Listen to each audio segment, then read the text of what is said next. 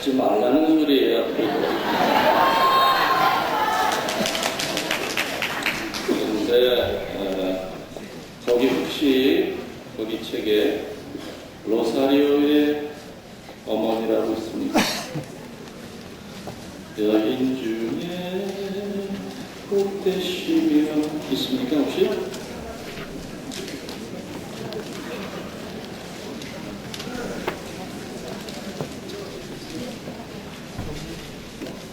로사리오의 마리아 로사리오 어머니입니다. 520.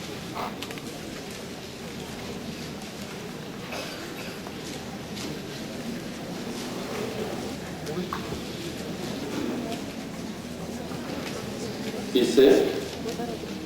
로사리오요. 로사리오의 말이야. 복음성가 책에는 분명히 있을 텐데 로사리오의 마리아가 어머니가 됩니까?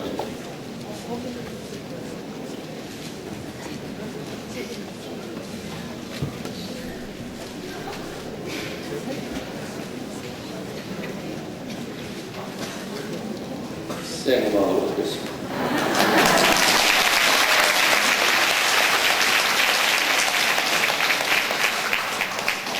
여인 중에 꽃대시며 구세주 어머니 믿음 깊은 삶으로 채우게 하소서. 왕위의 꽃으로 성소를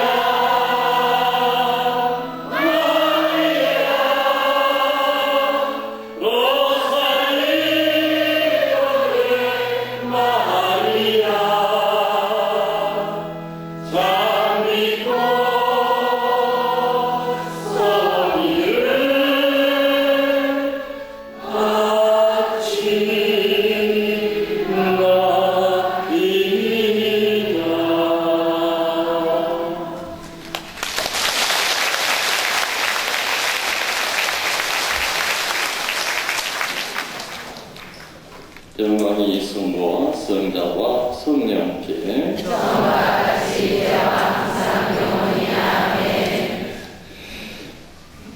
사인하고 못 받으신 분들은 끝나고 나서 다 해드릴 테니까 이것도 뭐 내일도 9시 반부터 12시 반까지 강의가 있습니다. 물론 오늘 강의를 재탕하지는 않습니다. 다른 강의를 또 해드릴 때 그때 또 받으시면 되겠습니다. 오늘 이 자리에 이렇게 뵈니까 몸이 많이 아픈 분들이 많이 나와 앉아 계신 것 같아요. 예, 저기 느낌이 와요. 그러니까 뭐 암 환자들도 많이 앉아 계신 것 같고, 그리고 뭐 집안에 지금 또 특히 중병으로 앓고 계신 분들도 많이 앉아 계신 것 같고, 제가 옛날에 이제 군종 신부를 했었어요. 군종 신부 했는데 그때 군종 신부하면서 군인들만이 아니라 그 동네에 있는 민간인들도 같이 서목을 했었습니다. 그런데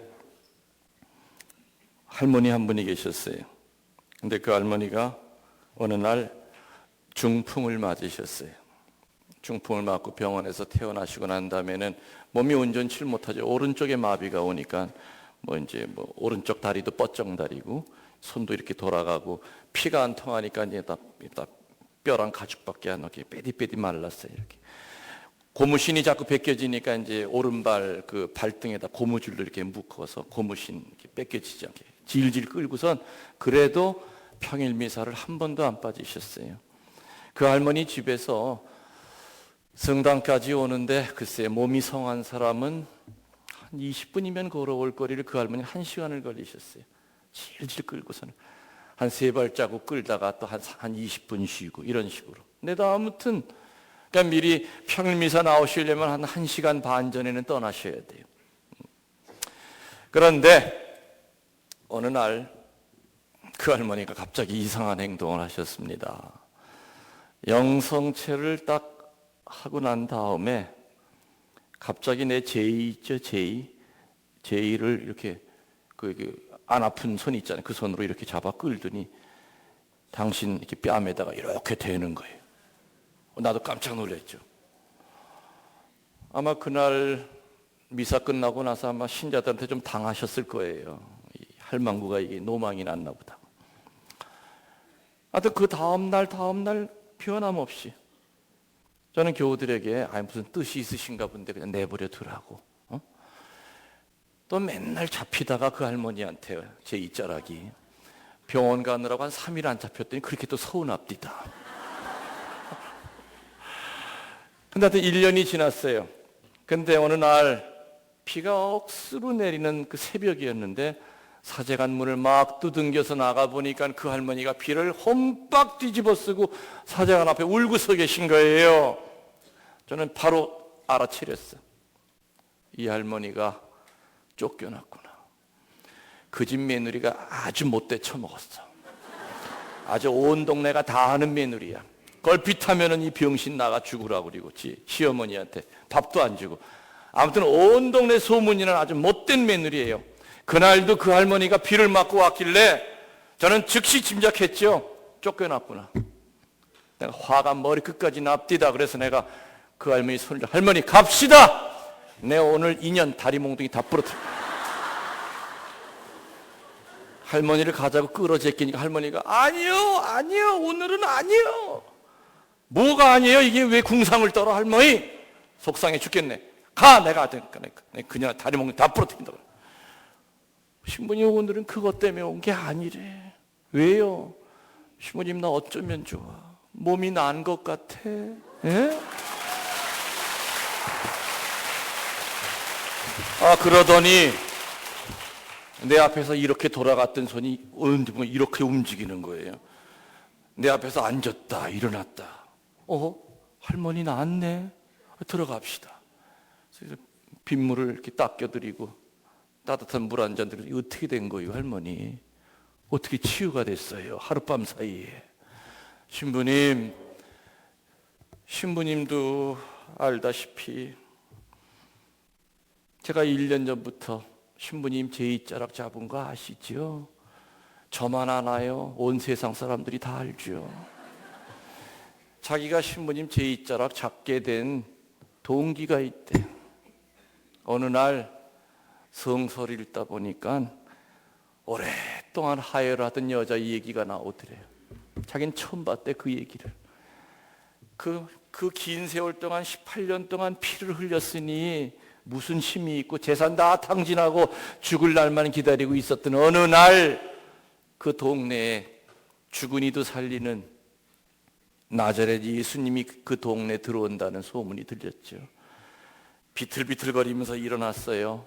땅이 팽팽 돌고 얼마나 어지러웠겠어요. 문을 열고 나가니까 사람들이 인산인해를 이루고 차 한가운데 예수님 머리가 보일락 말락 하는 거야. 사람을 해치고 몇 발자국 가다 인에 넘어졌대요. 넘어졌대요. 그래서 자기는 넘어져가지고 여기서 죽어야 되나 말아야 되나 이제. 그러니까 지금 18년 그 하혈한 여자 이 할머니가 들은 걸 자기가 이 묵상한 걸 얘기를 하는 거예요. 그 여인이 넘어졌잖아요. 그래서 아무튼 사람 사이 다리 사이로 그 예수님의 옷자락이 보일 때마다 길을 쓰고 걸어서 배로 기어서 사람들한테 등을 밟히고 손등이 쪄지면서 그 여인은 예수님한테 갔죠. 물론 이런 대목은 성서에 안 나와요. 그냥 내 생각에 그랬을 것이다.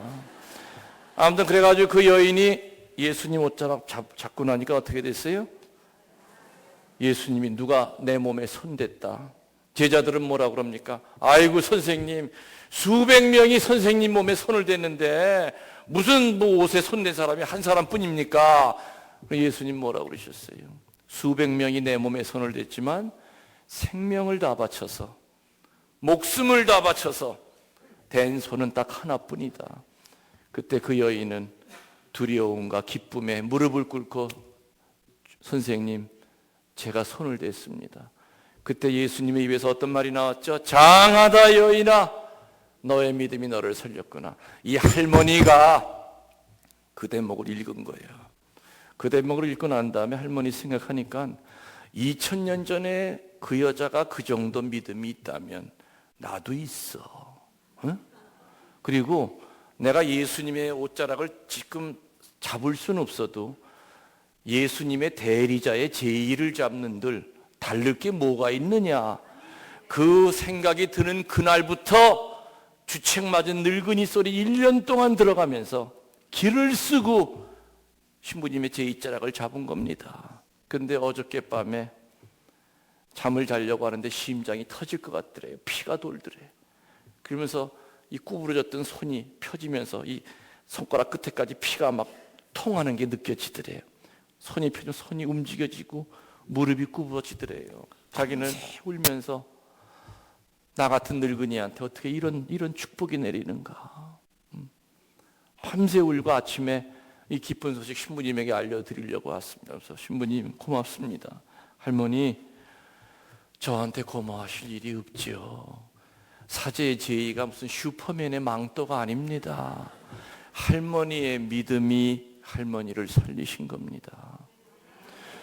오늘 여러분들이 비록 이 짧은 몇 시간이지만은 여러분들이 하혈하던 여인의 그 마음으로 이 밤을 앉아있기 때문에 이 밤은 나에게 구원의 밤이 될 거예요.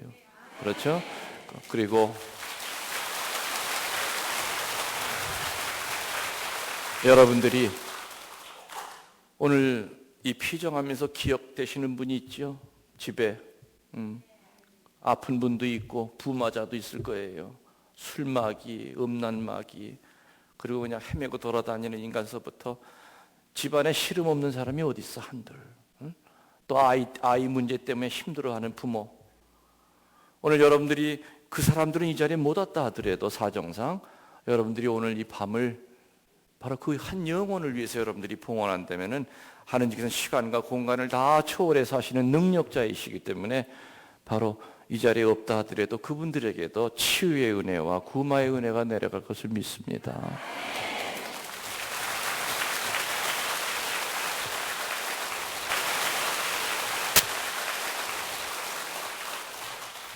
제가 시골 본당에 근무할 때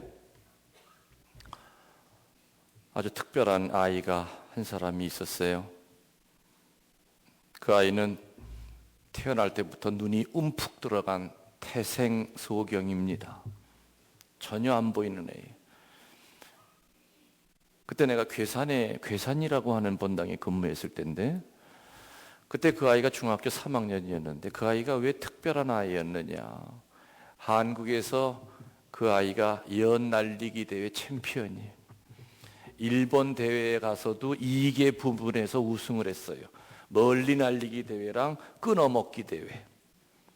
기가 막혀. 눈은 푹 꺼져서 아무것도 안 보이는데 무슨 연 날리는 거 보는 끝도 없이 멀리 날려.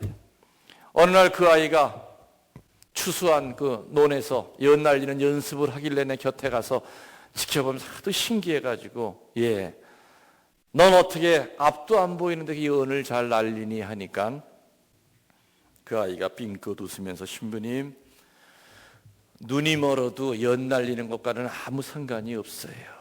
연줄만 손에 쫙 잡고 있으면은 바람이 지금 왼쪽에서 오른쪽으로 부는구나, 이걸 다 느낀대요.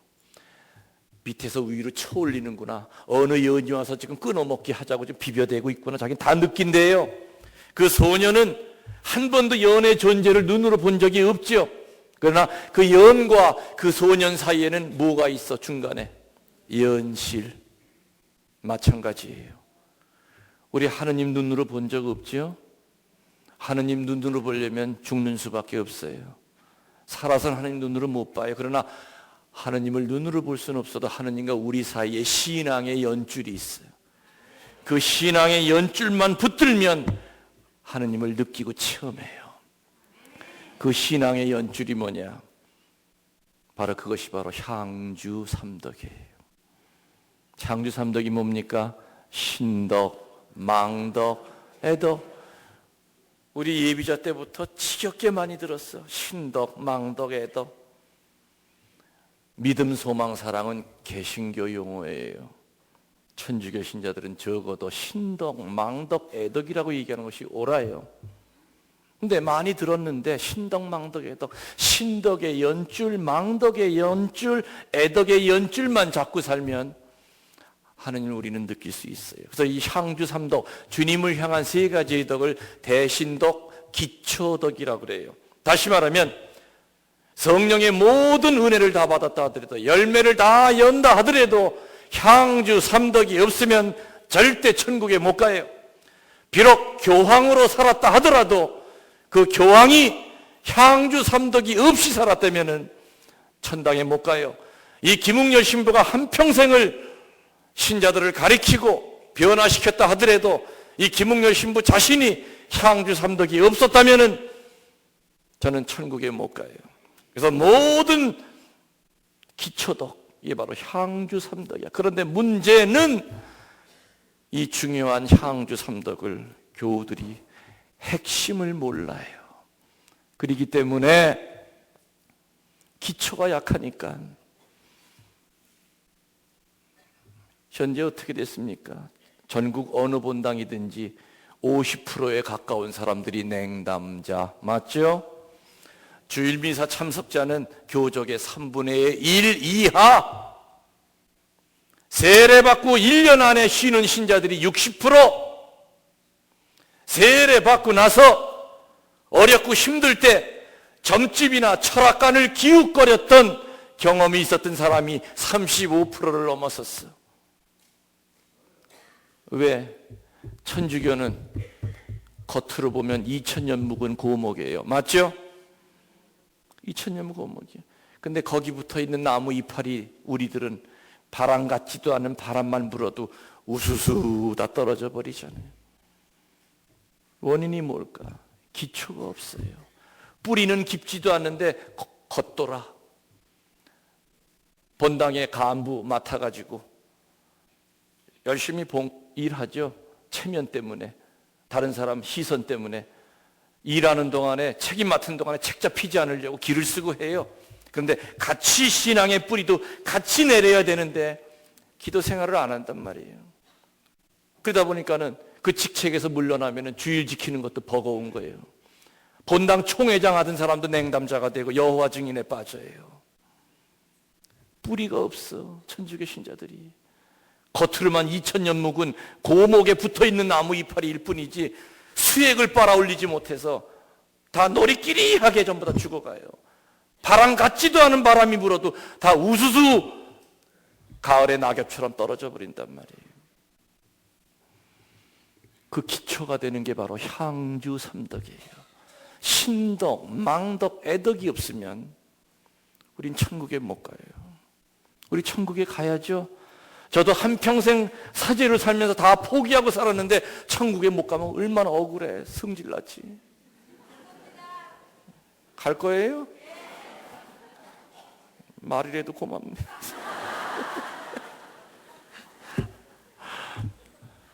우리 나중에 죽어서 천국에서 봐야죠. 괜히 지옥에서 서로가 얼굴 가리고 눈 가리고 쑥스럽고만 이거 아이고 허신 분님 어쩐 일이셔? 이것도 골치 아프단 말이에요. 신덕, 망덕, 애덕. 많은 사람들이 너무 추상적으로 알아요. 신덕, 망덕, 애덕은 구체적인 거예요. 신덕이 뭐냐고 물으면 대부분 믿음 아닙니까? 틀린 말도 아니지만 정확한 말도 아니에요. 망덕이 뭡니까? 물어보면 대부분 바람 아닙니까? 희망 아닙니까? 틀린 말도 아니지만 정확한 말도 아니에요. 애덕이 뭐냐 물어보면 10사람 가운데 9사람은 사랑 아닙니까? 너무 추상적인 얘기예요. 구운 더덕이를 다 떼어버리고 밤송이 그 뾰족뾰족한 그거를 다 뺏겨내면 그 속에 아주 그냥 맨질맨질한 윤기가 잘잘 흐르는 밤알이 나오죠. 신덕, 망덕, 애덕의 껍데기를 탁 빼버린 그 안에 밤송이 같은 그 핵심이 나와요. 신덕의 핵심은 뭐냐? 군더덕이 다 떼어버리고. 신덕의 핵심은 믿음이 아니라 순명이에요. 순명. 내가 얼마나 신덕이 있느냐 없느냐, 얼마나 하느님과 교회와 내 양심에 순명하고 살아가느냐, 그거예요. 내가 순명하는 자냐, 그건 바로 애덕이 있는 자냐 그 뜻이죠. 신덕이 있는 자냐 그 뜻이에요. 근데 여러분들 순명하기 쉬워요, 어려워요? 어렵죠. 왜냐? 순명은 늘 내 이성과 부딪히기 때문에 그래요. 내 합리적인 생각과 늘 부딪혀요. 성서에 보면은 야훼 하느님께서 선지자들에게, 성인들에게 명령을 내리셨을 때 어느 거 하나 말 되는 거 명령 내리신 거 없어요. 하나같이 말도 안 되는 거. 몇 가지 예를 들어볼까요? 창세기 12장 5절에 아브라함에게 첫 번째 신덕 시험을 했어요. 순명 시험을 했어요. 그게 뭡니까? 네 고향과 친척과 아비의 집을 떠나서 내가 일러주는 것으로 가거라 했죠. 여러분 같으면 모든 거 다 처분하고 어딘지도 모르는 그곳을 향해서 안정된 모든 삶을 포기하고 쉽게 떠나는 거 그거 쉽지 않아요. 그러나 아브라함은 무조건 떠났어요. 그게 가나안 땅이야. 가서 보니까 젖과 꿀이 흐르는 땅인 줄 알았는데 웬걸 가보니까 먼지만 풀풀 나는 박토예요. 그래도 아브라함은 불평 한마디 없었어요. 나이 100살에 신덕의 시험을 더 한층 강도를 높입니다. 무슨 시험을 해요? 그렇죠. 그 100살에 얻은 아들을, 눈에 넣어도 안 아플 그 아들을 바치래요. 바치는 것도 어떻게 바치라고? 번제물로 바치래요. 애비가 자식의 배를 갈르래요. 불에 태워 죽이래요. 여러분들, 하느님이 여러분 앞에 나타나서 베드로야, 루시아야, 너 네 큰아들 나한테 번제물로 죽여서 바쳐라고 했을 때 바칠 수 있는 사람 손 들기만 해봐라. 손 들으면 그 정신병자지. 못 바쳐요. 아브라함도 왜 갈등이 없었겠어요? 그러나 성서에는 그 모든 갈등을 이겨낸 후에 아브라함의 모습이 나오죠. 주님이, 하느님께서 왜 나한테 이런 얘기를 하실까? 자식을 주실 때는 언젠데 어떻게 애비가 자식을 주기라고 그러셨을까? 이해는 못하지만은 아브라함은 마지막에는 실행에 옮기기로 결심을 하죠. 옷에다가 아들 찔러 죽일 칼을 가슴에다 품고 불씨를 가지고 이삭의 등에다가는 뭐를 짊어지게 해요? 몸뚱아리를 살을 장작을 짊어지게 하죠. 여느 때와는 다르게 아버지가 번제물로 쓰일 짐승을 안 데려가니까 아버지 오늘은 왜 그냥 가요? 하느님이 아마 가면은 준비해 놓으셨겠지 하면서 얼버무립니다. 이삭은 여느 때와처럼 소풍 가는 마음으로 아버지 손을 잡고 랄랄라 하면서 가요. 한 발 한 발 걸을 때마다 아브라함의 심장은 터질 것처럼 마음이 아플 거예요. 산에 올라가서 그 아들을 바위에다 묵습니다. 바위에다 묶어요. 처음에는 이삭도 아버지가 무슨 놀이를 하는 줄 알았는데 세게 묶는 거야. 그리고 아버지 눈에서 눈물이 뚝뚝 흘려. 아버지 아파, 왜 이렇게 세게 묶어? 물론 요 대목도 성세는 없어. 근데 그랬을 것이다. 괜히 또 집에 가서 찾아보고 신부님 뻥쳤다고 그러지. 그리고 난 칼을 뺄랑 말랑 만지작만 했어요? 아니면 정말 빼들었어요? 빼들었죠? 만지작하면서 하느님 눈치만 보는 인간을 우리는 종교인이라고 불러요. 신앙인은 그냥 빼들어요. 여러분, 이 화장지가 색깔이 무슨 색깔이에요? 흰색. 이건 누가 봐도 흰색이죠. 이거는 과학적으로도 흰색이에요. 근데 어느 날 흰색으로 알고 있었는데 하느님이 오늘부터 그거는 검은색이다 이랬을 때 종교인들은 눈깔 땡그랗게 뜨고 덤벼요. 아이고, 이제 저 양반 나이가 많으니까 이젠 눈도 이상해. 아니 이게 어떻게 검은색이요 흰색이지? 이렇게 지 머리 가지고 덤비는 게 종교인이라고 불러요. 그러나 신앙인은 이제껏 흰색으로 믿었는데 어느 날 갑자기 하느님이 오늘부터 검었다고 그럴 땐 속으로는 왜 갈등이 없겠어요? 아닌데, 이거 흰색이 맞는데 하지만 즉시 물론 속으로는 뜰죠. 뜰버도 자세히 보니까 까맣긴 까마네요. 여기 요게 바로 신앙이에요.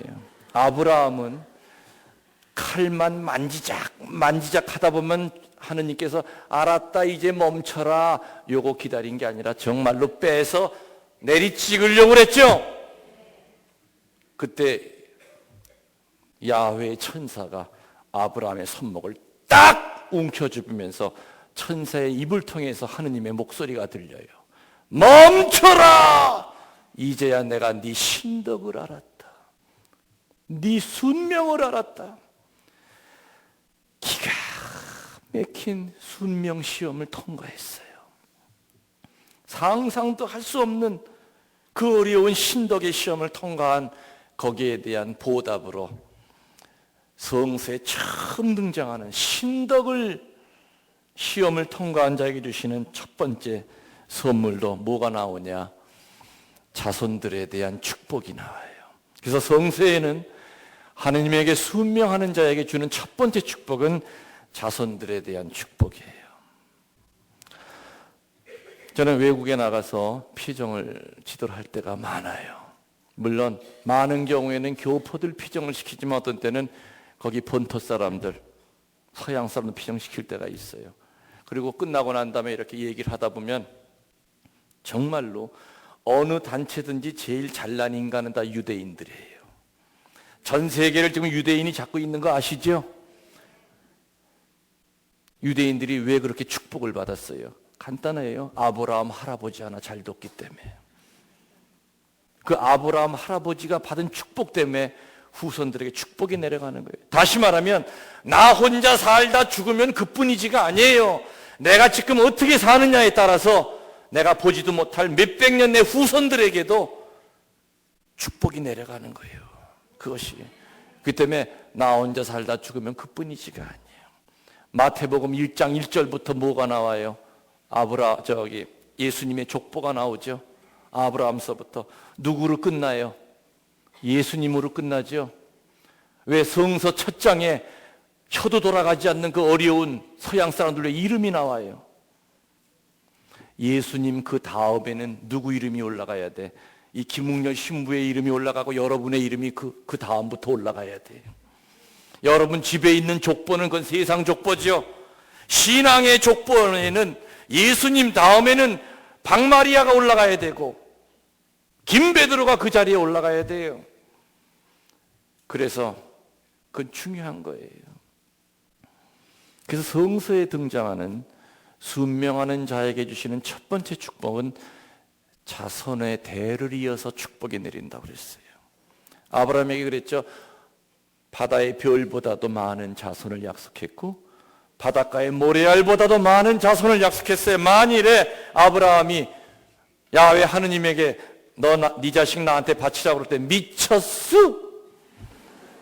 돌았수? 하면서 내 당신 안 믿으면 안 믿는데 거짓 못해 하면서 이삭을 데리고 도망을 쳤다고 합시다. 그래서 며느리를 얻어서 그 후손을 보려고 했다고 합시다. 하느님께서 그 며느리의 태를 막아버린다면 아브라함의 후손은 누구로 끝나는 겁니까? 이삭으로 종치는 거예요. 어리석은 인간은 지 계산법이 하느님 계산법보다 늘 앞선다고 착각을 해요. 좋지도 않은 그 머리를 가지고 하느님 앞에랑 항상 손익 계산을 해요. 대차 대조표를 만들어요. 그리고 늘 내 판단이 훨씬 더 옳다고 생각하고 이거는 모를 거라고 생각을 해요. 성서에 등장하는 신덕의 시험을 이겨낸 자에게 주시는 첫 번째 축복은 자식들에 대한 축복이에요. 그래서 여러분들이 하느님에게 순명할 때, 교회에 순명할 때, 여러분 양심에 순명할 때 제일 먼저 자식들에게 축복이 내려가요. 아멘. 그 다음에 모세 알죠? 모세가 원래는 신분이 유대인이었잖아요. 근데 이집트 왕궁에서 왕자처럼 키웠어요. 나중에 자기 신원을 알아요. 그래서 어떡합니까? 에집트 병사가 이스라엘 백성들 괴롭히는 걸 보고 때려 죽이죠. 그리고 왕자 자리를 뺏기고 미디안 광야로 쫓겨나요. 너 다시 들어왔다는 죽을 줄 알아. 거기서 결혼해가지고 잘 살아요. 근데 늙음하게 잘 살고 있는데 신탁이 들어와요. 신탁이 뭡니까? 너 다시 에집트로 가서 고통당하고 있는 네 백성들을 끌고 출애굽해라. 탈출해라. 처음에 모세가 처음부터 네 가겠습니다 그랬습니까? 안 그랬죠. 잔머리 굴렸어요. 처음에 모세도. 뭐라고 그래요? 자기는 말 더듬이래요. 저는요 하면서 말을 못하거든요. 하느님이 서가 넘어가실 분입니까? 괜찮아. 너는 말 못해도 너는 지팡이만 잡고 그냥 왕 앞에 서 있기만 해. 네 형 아론이 대신 대변자 노릇 해줄 거예요. 그때는 순명을 해요. 그래서 형을 데려가서 대변인 노릇을 해서 10번의 제안 끝에 그 백성들을 끌고 출애굽을 해요. 다시 말하면 성서에 등장하는 순명하는 자에게 주신 두 번째 축복은 바로 해방이에요. 해방은 다른 말로 치유를 뜻해요. 영적 자유를 뜻해요. 하느님에게 순명하는 자는 치유를 해주셔요. 그리고 사슬로부터 해방시켜줘요. 마귀로부터 해방시켜줘요. 해방이에요.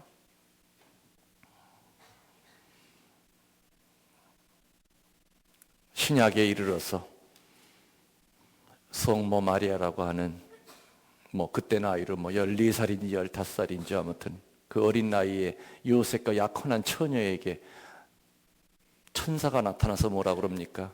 성령의 힘으로 메시아를 잉태할 거라고 그랬어요. 여러분 같으면 예, 기다렸습니다. 빨리 들어와 주세요. 그러실게요? 쉬운 문제가 아니죠. 배는 불러오는데 요셉의 입에서 저 씨는 내 씨가 아니요. 말 한마디만 뻥끗하면은 마리아는 머리채 잡혀서 동네 한가운데 끌려 나와서 돌로 쳐 죽여도 친정 부모도 못 말리는 유대인의 3대 범죄 가운데 하나인 간음죄로 죽을 상황이었어요. 성모 마리아는 목숨을 걸고 이 몸은 주님의 종입니다. 그 말씀 그대로 제게 이루어지기를 바랍니다. 사람의 입에서 나온 말 가운데 이 말보다 위대한 건 없어요. 구원의 역사를 여는 이 말 한마디로 예수님이 강생하신 거예요. 하느님께서는 성모 마리아에게 순명한 거기에 대한 보답으로 뭘 주셨습니까? 영적 명예를 주셨어요. 성모님에게 붙여지는 수많은 칭호가 있지요. 레지오 프레시디움의 이름만큼이나 성모님은 이름이 많아요. 인자하신 정녀, 상지의 옥자, 바다의 별, 하늘의 문. 그 모든 이름 가운데서 가장 명예로운 이름이 뭡니까? 천주의 모친, 피조물이 창조주의 어머니가 되신 거예요. 다시 말하면 우리들이 하느님 앞에 순명하면은, 순명해서 낮아지면 낮아질수록 하느님은 우리를 들어 올려주세요. 이게 바로 성서에 나오는 성모님을 통해서 나타난 순명하는 자에게 주시는 영적 명예입니다. 명심하세요. 순명은 내 입맛에 맞는 거 골라 하는 게 아니라 하느님의 명령이에요. 저는 이제껏 성당을 4개를 졌어요. 베티 가서 이제 3월 달부터 다시 또 성당을 또 줘야 돼요. 대성당을 또 하나 줘야 돼요. 성당 칠 때마다 한 번도 편하게 진 적이 없어. 정말 고생 많이 했어요. 근데 성당 칠 때마다 본당 신자들도 같이 고생하죠. 허리띠 졸라매고 양말 팔고 공장에서 상표함 붙은 거 띄워와가지고 벽돌 한 장값 하느라고 진짜 고생 많아요. 다 고생하지만 그 특별히 고생하는 게 성모회장 이런 사람들은 고생 많아요. 성당 짓는 동안은 성모회장 아무도 안 하려고 그래요. 제가 청주에 성당 질 때 성모회장을 내가 2번 연임을 시켜서 3번째로 연임을 시킬 내가 염치가 없었어요. 그래서 다음 성모회장을 우리 수녀님 보러 한번 찾아보라고 그랬는데 한 달 동안 찾아보더니 아무도 안 한대요. 그래서 수녀님이 신부님이 찾으래요. 자기는 못하겠대. 그래서 미사 때마다 봤어요. 어느 인간이 성모회장감인가. 한 여자가 눈에 들어옵디다. 그날 저녁에 전화를 했죠. 자매님, 내 어려운 부탁하느라고 전화했소. 나 기도한 다음에 전화한 거니까 제발 거절하지 마시오. 나 좀 도와서 우리 성당 짓는 거 마무리 좀 합시다. 신부님, 뜻밖의 전화라. 제가 며칠 동안 기도한 다음에 답을 드리면 안 되겠습니까? 요렇게만 나갔어도 내가 상처 안 받았지. 대뜸 첫 마디가 어머 신부님 전화 잘못 거셨어. 신부님 우리 둘째 아이 고3 수능생이에요. 저렇게 뒷바라지 하는 것도 저 감당 못해요. 그리고 저 무엇보다도요 성모회장 감이 아니에요. 신부님 죄송합니다. 그렇습니다. 찰카다.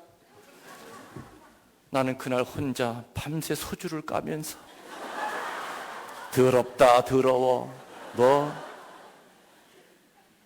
이 성당 져서 나 혼자 천년만년 살자고 진 것도 아닌데 뭐라고? 아이 수능고사 뒷바라지 때문에 못한다고?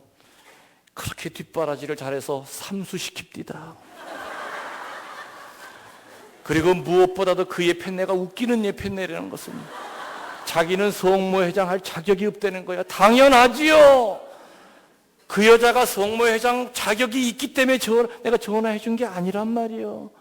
하도 사는 게 꼴 같잖아서 그 자리라도 앉혀놓으면 인간이 될까 싶어서 내가 전화했지. 당연하지. 여러분들 잘 들으셔. 본당의 모든 직책은 내가 당연히 그 자리에 있을만 하기 때문에 그 자리에 있는 게 아니에요. 그 자리에라도 안 앉혀놓으면 개떡처럼 살 것을 하느님이 아시기 때문에 사람 만들어 놓으려고 그 자리에 앉혀놓은 거야. 왜 목에다 힘줘? 본당 총회장이 힘주는 자리가 아니란 말이에요. 시체처럼 살아야 되는 것이 본당의 간부들이에요.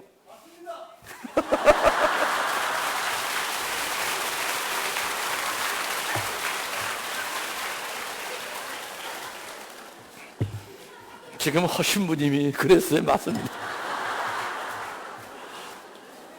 여러분들, 대구에서 제일 비싼 땅이 어디예요? 네? 수성동? 한국에선 제일 비싼 땅이 어딘 줄 아세요? 그 전에, 아니, 지금 바뀌었어요. 충무로. 충무로에 가면은 스타벅스 커피숍 그 빌딩 그 자리가 작년 1월 1일 공시지가입니다. 그 자리가 1억 3,428만 2,052원. 우술이 다 뛰어도 1억 3천이에요. 그러니까 실거래가가 얼마나 비싸겠는지 짐작하시죠? 그놈의 땅이 어떻게 생겨먹길래 1억 3천이나 돼, 땅 한 평이. 그 물가라도 안 될 거예요. 땅이 비싸질 수밖에 없는 이유는 딱 한 가지예요. 인간들이 많이 밟고 다니면 비싼 땅이 돼요. 맞죠?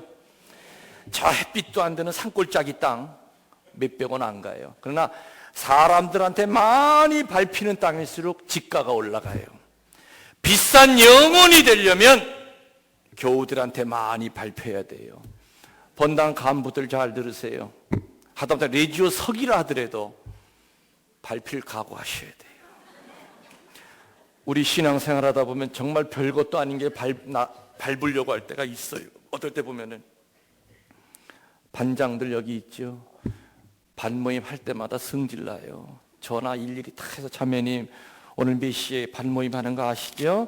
자매님 꼭 오세요. 제가 기다릴게요. 받기나 뭐 제대로 받아줘요. 알았어요. 전화 끊고 난 다음에 성질나죠. 아, 참 더러워 죽겠네 정말. 반모임을 뭘 날 위해서 해. 지가 알아서 때 되면 와야지. 그건 당연한 거예요. 그거보다 더한 밟힘이 오더라도 그거는 기쁘게 생각하셔야 돼요. 많이 밟히는 영혼일수록 비싼 영혼이 돼요. 그리고 귀한 열매가 맺어지는 땅은 어떤 땅인 줄 아세요? 더러운 거 많이 끌어들인 땅일수록 열매가 귀하죠. 당도가 높아요.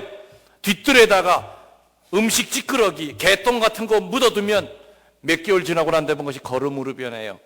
그 땅에다는 어떤 씨앗을 심어도 열매가 당도가 높아요. 다시 말하면 귀한 열매가 맺어지는 영혼이 되려면 더러운 거 다 끌어안으세요. 우리 살다 보면 신앙생활 하다 보면은 정말 내 얼굴에 퇴하고 침만 안 뱉었을 뿐이지 그런 모욕을 느낄 때 많아요. 레지오 나가면은 내가 말만 하면 꼭 쏴붙이는 여자 꼭 있어. 말만 하면 나 씹는 여자 꼭 있어요. 성질나죠 그 여자. 얼마나 끙시렁거립니까? 저놈의 예편는 아프지도 않아 하면서 그냥 1년 내내 레지오도 안 빠진다고 그냥 어떻게 지는 홍수 때 떠내려가지도 않고 항상 꿍시렁거리지 마세요. 그래 네가 내 얼굴에 실컷 침 뱉어서 네 속이 시원하면 실컷 뱉어라. 내가 더러운 거 다 끌어안을수록 나 귀한 영혼이 될 거다. 귀한 열매가 맺어질 거다. 본당의 간부가 되려면 밟힐 각오해야 되고 더러운 거 다 끌어안을 각오하고 시체처럼 살아야 돼. 본당의 간부들은 목에 힘주는 자리가 아니에요. 어느 본당이든지 터줏대감이 있어요. 터줏대감이. 그러면 딴 데서 오는 신자들 상처 줘요. 그 사람 눈 밖에 나면은 씹혀요. 본당 신부도 씹어요. 내가 있던 감곡성당은 역사가 114년 됐어요. 우리 교구의 신부님들 제일 가기 싫어하는 데가 감곡이에요. 한국에서 신부 수녀들이 제일 많이 나온 동네가 감곡이에요. 신부들 지금 숫자가 번호가 88번까지 나왔어요. 수녀들은 몇백 명이 나온대요. 신부 제일 많이 나온 데가 감곡, 옛날엔 장호원이라고 불렀죠. 그 성당이. 그러니까 아들, 딸 가운데 신부 수녀 없는 집이 없어요. 그러니 얼마나 신부 거기서 해먹기가 힘들어. 그러니까 감곡은 그런 얘기가 있어요. 임기 제대로 채우려면 두 종류밖에 못 살아. 첫 번째는 신자들에게 순명하든지 5년 동안. 아니면 기가 세서 야, 이 신부님한테는 감히 덤빌 수도 없겠다. 아주 기를 확 눌러버리든지. 어영부영한 신부들은 다 중간에 그냥 뭐 탄원 뭐니까 뭐 투서 보내면 그다 쫓겨나고 많아요. 많아요. 그러니까는 어느 본당인지 보면은 이 소위 기득권자들, 이 성당 내가 세웠어.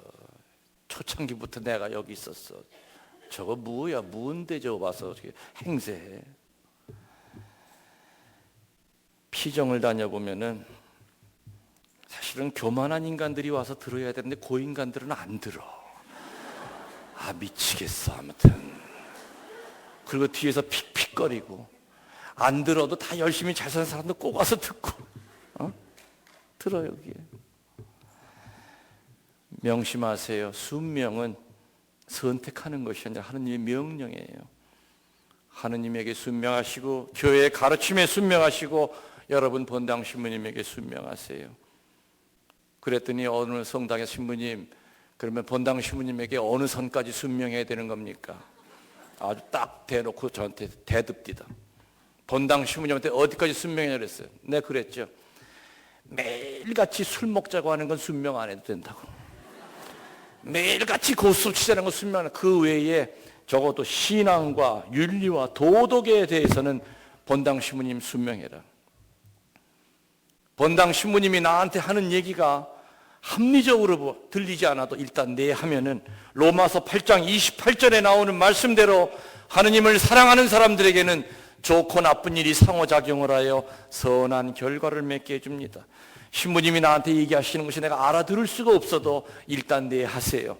그럼 하느님께서는 결과만큼은 아까 말씀드린 대로 아브라함에게 내린 축복, 모세에게 내린 축복, 성모님에게 내린 축복을 그대로 신부님을 통해서 내릴 거예요. 여기 지금 찔리는 사람 많은 거 알아. 앞으로도 그럴 기회가 오면은 잔머리 굴리지 마세요. 여러분들 신앙인으로 사셔야 되잖아. 언제까지 종교인으로 사실 거예요? 일단 내 하면은 그것을 행할 힘과 지혜까지 주세요. 저 그거 할 능력이 없는데 그런 얘기 하지 마세요. 저는 뭐 능력 있어 이렇게 피정지도 하러 다닙니까? 그분이 내 세우셨으니까 떠드는 거예요. 나팔수 노릇하는 거예요. 어떨 땐 힘들어요. 육신이 괴로워요. 다른 신분이 더 편하게 살고 싶지만은 내 세우니까 하는 거예요. 능력이 사는 게 아니죠. 명령을 하실 때는 거기에 따른 힘과 지혜와 분별도 같이 주시기 때문에 일단 내 하세요. 결과만큼은 선하게 내 가족들에게, 자식들에게 들어올려 주실 것을 우리가 믿어야 돼요. 제가 베티 오기 전에 어디 있다고 제가 얘기했죠? 어디 있었다고 얘기했죠? 감곡에. 2005년도에 제가 감곡으로 갔어요. 감곡 가기 전에 어느 성당에 있었느냐? 지금 베티와 가까운 진천 본당에 있었어요. 거기서 정말 신자들과 정말 재미나게 50주년 기념 행사 준비하면서 깨볶으면서 재미나게 살고 있었어요. 근데 2005년도 8월 11일 날 주교님이 호출해서 교구청에 갔더니 주교님 얼굴이 똥색이 돼 있어. 주교님은 왜 안 좋으세요? 신부님 큰일 났어요. 감곡성당이 부도가 났어요. 예?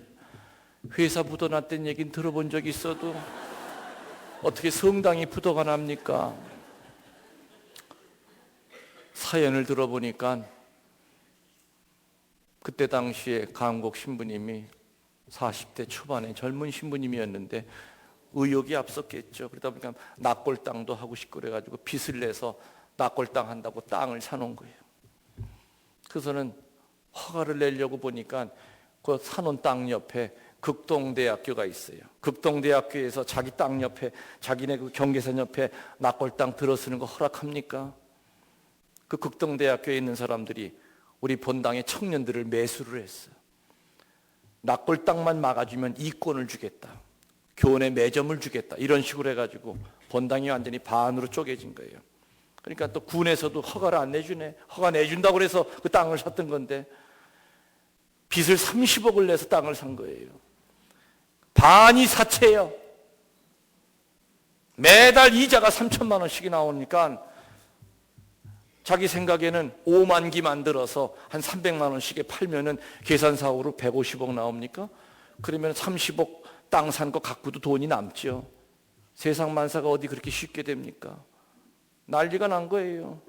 그러니까 젊은 신부님이 감당을 할 수가 없죠. 보따리 싸가지고 그냥 사라졌어요. 지금도 어디 있는지 몰라요. 아직. 주교님 알고 계시면 몰라요. 공식적으로는 우리 교구에 없어요. 없어요. 그러니 주교님이 볼 때 이 본당이 부도가 난 거죠. 저에게 그 얘기를 하시길래 근데 왜 그 얘기를 절 불러서 하십니까? 부담스럽게. 신부님, 참사회의에서 만장일치로 신부님이 가셔야 된다고 결정이 났습니다. 그 소리 들으니까 또 성질 납디다. 어렵고 힘들 때는 한 번도 만장일치로 밀어준 적이 없으면서 자기들 가기 싫은 건 맨날 만장일치로 날 보내는. 주교님, 제가 가야 되는 겁니까? 신부님이 죽었다 깨도 못 간다면 억지로 왜 어떻게 보내겠습니까마는 가주셨으면 합니다. 근데 내가 어찌 못 간다고 그래요? 한평생 가리킨 게 뭐예요? 그렇죠. 내가 그거 안 가르쳤으면 내가 안 갔어. 내가 순명은 골라 하는 게 아니라고 가르쳤잖아요. 예, 주교님 가겠습니다. 근데 주교님 아까 빚이 3억이라고 그랬죠? 신부님 공 하나만 더 치세요. 그러면 30억을 저보러 갚으라고요. 저는 1원도 구경한 적이 없는데요. 신부님한테 원금 30억 갚으라는 얘기는 못하겠습니다. 이자가 1년에 1억 몇 천만 원이라고 그럽니다. 신부님은 가셔서 2억 3천이라고 그럽니다. 매달 이자가 2천 몇백만 원이니까 이자가 2억 3천이라고 그럽니다. 신부님은 가서 한 몇 년 동안 이자만 좀 막아내 주십시오. 그러면은 낙골땅 하려고 사놓은 땅 몇 년 후에 좀 지가가 오르면 그 땅이라도 팔아서 사채라도 반은 갚겠습니다. 저는 그래서 8월 23일 날 이자 갚으러 강곡성당으로 왔어요. 아마 돈 꿔준 사채업자들은 아마 저 신부 돈 가지고 왔겠지. 돈이 어디 있습니까? 교구 신부들도 아마 그래서 날 보냈을 거예요. 저 김 신부 능력 좋으니 데려다 놓으면 아마 여기서 돈 싸들고 올 거다. 천만에. 사람 많이 아는 것과 돈 문제와는 별개입디다. 전화 잘 걸들 놈도 전화 안 합디다. 내가 거기 가니까. 내가 빈대 붙을까 봐. 돈이 안 나오니까 뭐 사무실에 들어와서 행패 부리고 막 난리가 난 거야. 성당도 낙골당 반대파 찬성파로 갈라지고 그 구기호 동네가 다 반으로 갈라져 버린 거예요. 살 수가 없어. 이게 말이 안 된다. 이 유서 깊은 이 성당이 석 달 만에 제가 7kg가 빠집니다. 해결할 길이 없어요. 저도 석 달 만에 결정을 내렸어요. 나도 밤중에 튀자. 그래서 보따리를 다 싸놓고 정말 다음날 새벽에 정말 사라지려고 그랬어요. 감당이 내가 죽겠거든. 지병이 저도 이것저것 많은 신부예요. 여기다 내가 4명에 못 살겠거든. 해결할 길이 있어야죠. 그 조그만 성당 할아버지들밖에 없어요. 자체 신자들 헌금은 100만 원도 안 나와요. 이자 2,300만 원씩을 어떻게 만듭니까? 이게 방법이 없죠. 나 보내놓고 교구청에서는 손 하나 까딱하지 않는데 나 죽는다 여기. 나 도망치면 주교님이 해결하시겠지. 보따리 다 싸놨는데 성당에 들어갔더니 제대 위에 성모님이 이렇게 계신데 나보러 그러시는 거예요. 먼저 놈도 도망가더니 네 놈도 또 도망칠 거냐. 이 애미 놔두고 도저히 도망갈 수가 없습니다. 그 짐을 풀렀죠. 아무튼 뭐 중간 과정은 제가 생략하고 결론부터 얘기하면은 거기 부임해가지고 1년 11개월 만에 30억을 갚았어요.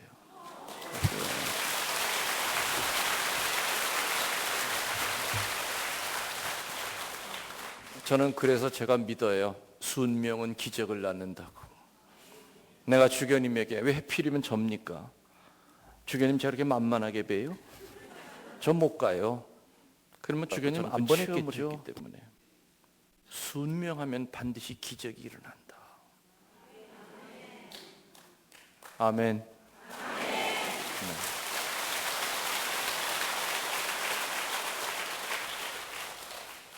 지금 베티로 이제 또 갑자기 왔어요. 온 지 지금 한 5개월 됐는데 베티야 보니까 또 아이고 아무것도 없어. 와 보니까 신자들은 또 그냥 막 여기저기서 전국에서 오는데 성당은 200명 이상은 들어갈 성당은 없고, 날이 좋으면 야외 미사라도 하는데 날이 굳으면 비 다 쫄딱 맞아야 돼. 그러니까 적어도 700명 이상 들어갈 성당이 하나 있어야 돼요. 그래서 지금 최양업 신부님 서품 기념일이 4월 15일이기 때문에 4월 10일 날, 15일 날 이제 기공식을 하려고 그러죠. 그럼 돈이 있어서 하느냐? 뭔 돈이 있어요? 가니까 빚 6억에다가 현금 1,700만 원밖에 없습니다. 걱정 안 해요. 전 지금 300천사를 모집을 해요. 뭐 여러분들한테 부담 주려고 하는 얘기는 아니에요. 뭐냐면은 물론 300천사 가지고는 뭐 그 성당 다 질 수는 없지만은 뭐 한 평에 한 400만 원 된다고 합니다. 그래서 한 300명 천사만 12억 되죠. 12억 가지고는 못 짓지, 어림도 없죠. 그런데 그게 기초가 되면은 시작할 수 있을 거다. 저는 그 생각을 통해서 신자들에게 얘기하고 그 다음부터 좀 뭘 확신했냐면은 사제를 통해서 300천사를 모을 땐 이미 하느님께서 300명을 다 정해 놓으셨다. 그렇기 때문에 김신부 너 걱정하지 마라. 걱정하지 마라. 강국에서 30억도 갖고 왔는데 그거 못하겠느냐. 어떤 때는 순례자들이 겨울에는, 겨울이니까 몇 명 안 오잖아요. 그 추운 날 2명, 3명이 올 때가 있어. 근데 2명 가운데서도 1명이 300천사 하겠다고 하는 사람도 있고, 어떤 때는 200명 하는데도 1명도 안 하고 할 때도 있어요. 그러니까는 분명히 이거는 선택받은 사람이에요. 그럼 신부님이 선택받았는지 안 받는지 어떻게 합니까? 이런 얘기를 했을 때 선택받은 사람은 전기가 자리리 와요.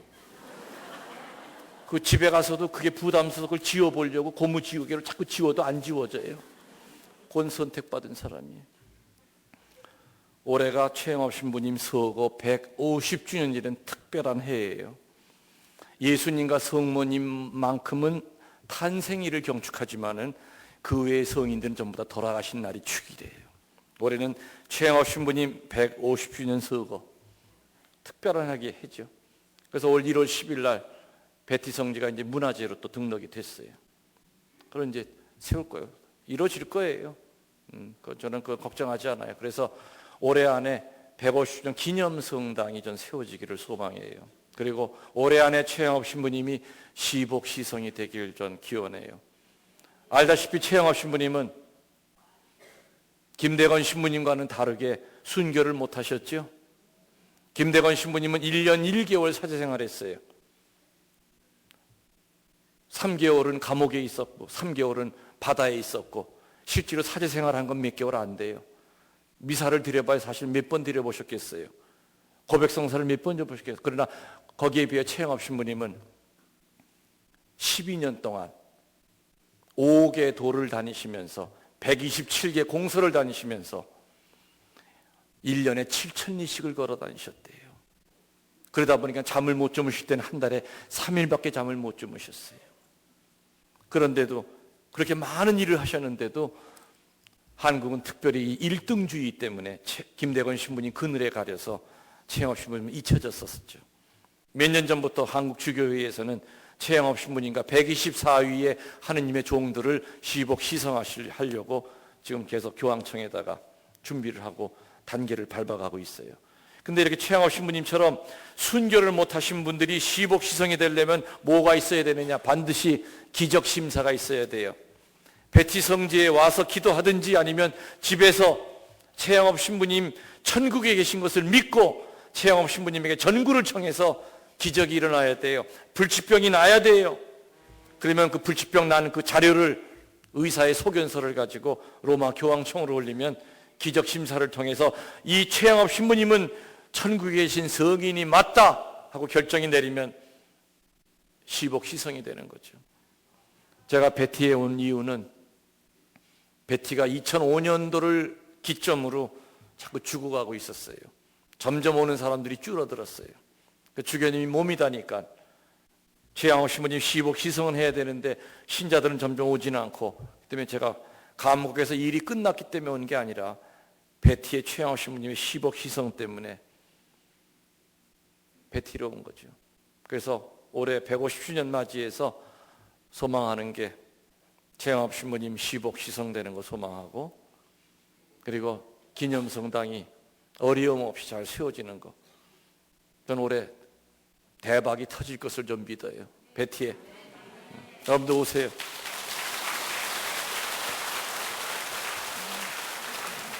아마 여러분들이 갖고 계신 팜프렛 하나 뭐 있을 거예요. 그죠? 그거 갖다 버리지 마세요. 그 한 장에 베티 성지의 모든 영성이 거기에 다 일목요연하게 다 거기에 정리가 돼 있어요. 그것도 제가 요번에 가서 만든 거예요. 거기 보면은 맨 앞장에 베티 성지의 4가지의 영성, 그리고 하나하나 거기에 대한 설명이 있어요. 오늘 그 한 박스 갖고 왔는데 벌써 다 나갔다 우리네. 내일 드릴 것도 없네. 아니면 뭐 베티 성지 그 홈페이지로 들어오시면은 뭐 여러 가지 잘 나와 있습니다. 자, 이제 두 번째, 향주 삼덕 두 번째. 뭐라 그랬죠? 신덕 다음에 망덕.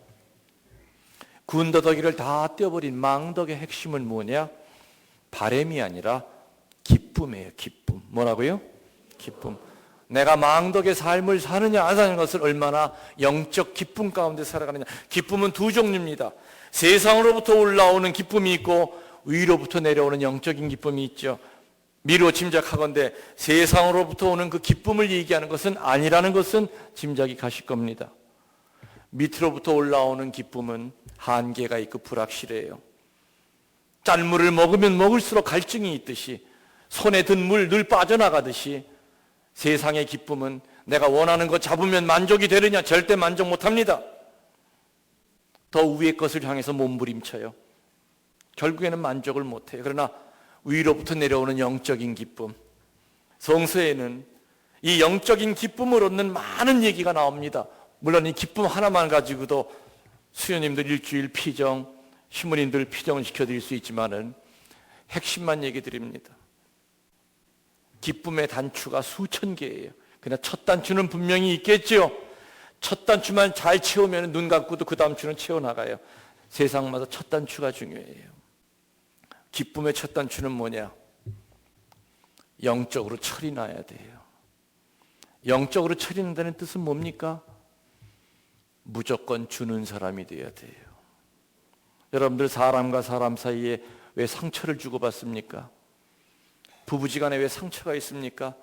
서로가 주기는 줘요. 주는데 항상 마음 한구석에는 주면서도 돌아올 것을 기대하기 때문에, 그 기대가 안 채워지기 때문에 상처를 받아요. 아내가 남편에게 다섯을 줍니다. 주면 생각하죠. 저 인간 나를 사랑한다면 내가 다섯을 주면 적어도 셋은 나한테 되돌려 줄 거야. 천만에 안 돌아옵니다. 시어머니가 며느리에게 열을 베풀면서 제가 그래도 어른 섬길 줄 아는 아이면은 내가 열을 주면은 다섯은 시어머니에게 되돌려 줄 거야. 죄송스럽지만 안 옵니다. 내가 원하는 것이 채워지지 않을 때 씨앗이 하나 떨어지는데 그 씨앗의 이름이 서운한 씨앗이에요. 근데 그놈의 씨앗은 어떻게 생겨 먹었는지, 물 안 주고 비료 안 줘도 얼마나 잘 자라는지 몰라요. 그 서운한 씨앗에서 미움의 싹이 삐짓고 올라와요. 그 미움의 싹에서 분노의 줄기가 올라오고 분노의 줄기 끝에서 무관심이라고 하는 열매가 맺어요. 성서에서 무관심이라고 하는 것은 영적 죽음 내지 영적 살인을 뜻해요.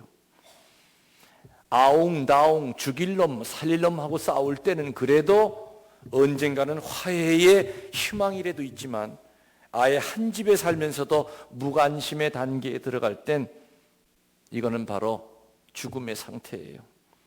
요즘 너무나 많은 부부들이 결혼한 독신자처럼 삽니다.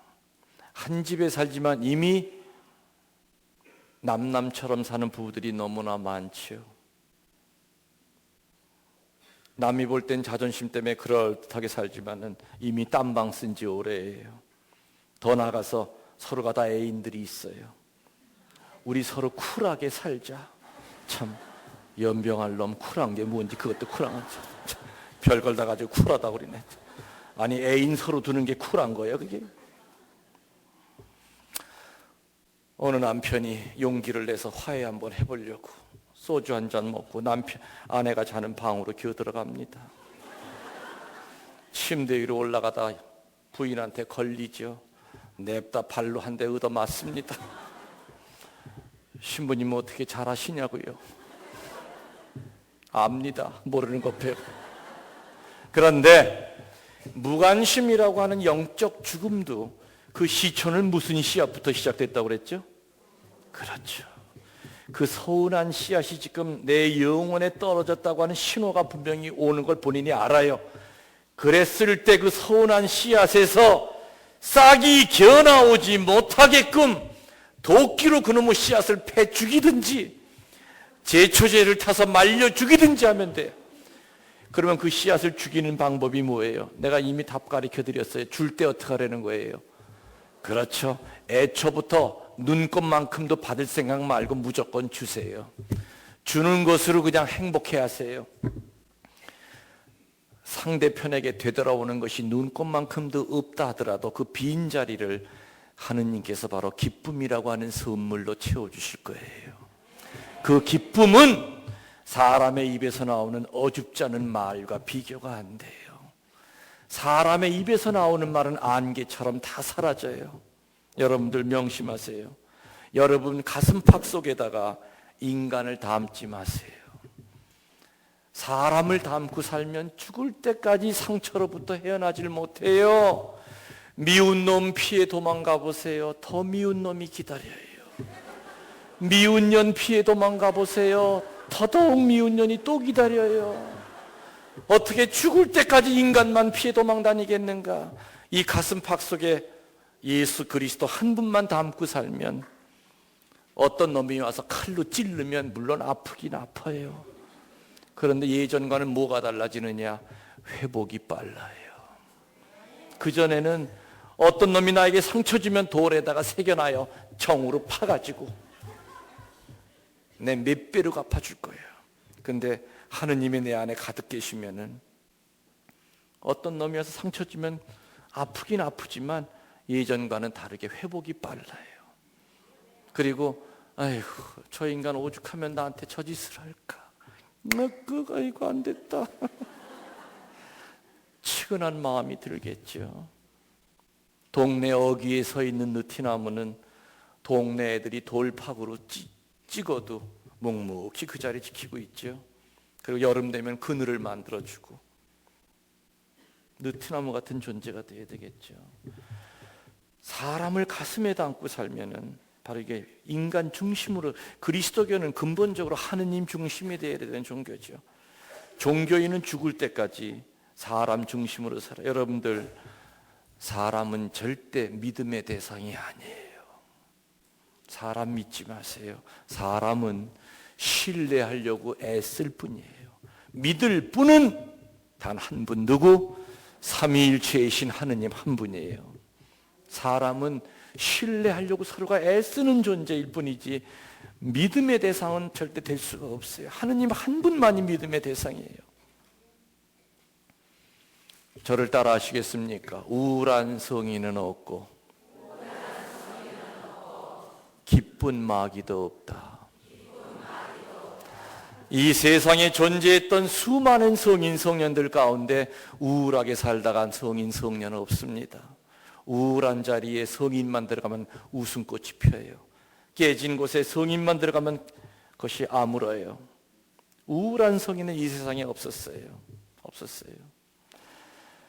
봉쇄 수도원에 피정을 나갈 때가 제가 종종 있습니다. 처음 봉쇄 수도원 피정 나갈 때가 지금부터 한 18년 전인데, 서울에 가면은 깔멜 수도원이 있어요. 처음에 긴장했어요. 그 열심한 수임들한테 내가 무슨 말을 해야 되나. 봉쇄 수도원 가보신 분은 알겠지만은 제대가 이렇게 있으면은 양쪽 복도가 있어요. 이쪽 복도에는 철장이 있어서 이 안에 수녀님들이 미사를 드려요. 이쪽에는 일반 신자들이 와서 미사를 드려요. 사제는 양쪽을 다 볼 수 있어요. 일반 신자들도 보고 봉쇄 수녀님들도 철장 밖으로 제가 보여요. 강론을 하는데 내가 생각해도 웃을 얘기가 아니었어요. 근데 수녀님들이 웃기 시작하는 거예요. 앞사람 등까지 때려가면서 웃는 거예요. 얼마나 당황했는 줄 압니까? 나는 봉쇄 수도자들은 안 웃는 사람인 줄 알았어요. 근엄하기 이를 데 없는 사람인 줄 알았어요. 웃기 시작하는데 난 단체로 미쳤는 줄 알았어요. 여기 이 인간들은 웃을 생각도 안 해요. 밖에서 들어온 신자들은 내가 생각해도 별로 눈물 날 얘기도 안 했는데 울기 시작하는데 코까지 펑펑 풀어가면서 우는 거예요. 저는 그날 충격받았어요. 왜 이 수녀님들이 이렇게 잘 웃고 잘 울까? 쭉 묵상을 하는데 답이 나왔어요. 이 수녀님들은 무공의 인간이기 때문에, 오염되지 않았기 때문에 잘 웃고 잘 울어요. 오염된 사람일수록, 한이 많이 맺힌 사람일수록, 상처가 많은 사람일수록 정말 웃어야 될 때 웃지도 못해요. 정말 펑펑 울어야 될 때 눈물도 못 흘려요. 저는 일일 피정을 많이 합니다. 오전 오후. 보통 파견 미사까지 한 7시간을 떠들어요. 그럼 적어도 7시간 동안에 적어도 20번 이상을 저는 웃게 만들어요. 왜? 말씀 안에서 웃는 것도 치유기 때문에. 적어도 7시간 동안에 4-5번은 울게 해요. 왜? 말씀 안에서 우는 것도 치유기 때문에. 근데 가끔 보면 독한 인간들이 있어. 그 7시간 동안 나랑 철천지 무슨 왼수가 졌는지 독사눈을 뜨고 나를 쳐다봐. 그런데 그 사람은 안 웃는 게 아니야. 자기 깐에는 웃는데 평소에 웃어본 적이 없다 보니까 앞에서 보면 인상 쓰고 있는 것처럼 보이는 거예요. 평소에 웃은 사람은 웃을 때 이뻐요, 얼굴이. 근데 생전 안 웃고 늘 인상 쓰고 산 사람이 한번 웃으려고 하면은 아주 얼굴이 이상해져요. 이상해져요. 어떨 때 밖에서 들어온 그 신자들 내가 내 차로 이렇게 데려 나갈 때가 있어요. 수도원에서. 그 교우들은 저한테 그랬죠. 신부님, 여기 들어올 때마다 수녀님들이 불쌍해요. 요 몇백 평 안에서 한평생 나와보지도 못하고 정말 안 됐어요. 저는 그러죠. 난 네가 불쌍하다. 얼굴 좀 펴라. 어? 여기 온 이 교우들은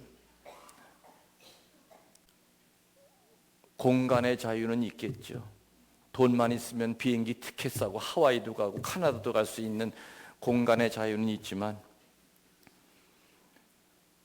교만이라고 하는 감옥, 욕심이라고 하는 감옥, 미움이라고 하는 감옥에 갇혀서 망덕, 기쁨이 없어요. 근데 이 수녀님들은 수술 받을 일 외에는 이 수도원에서 못 나와요. 그죠? 죽을 때까지.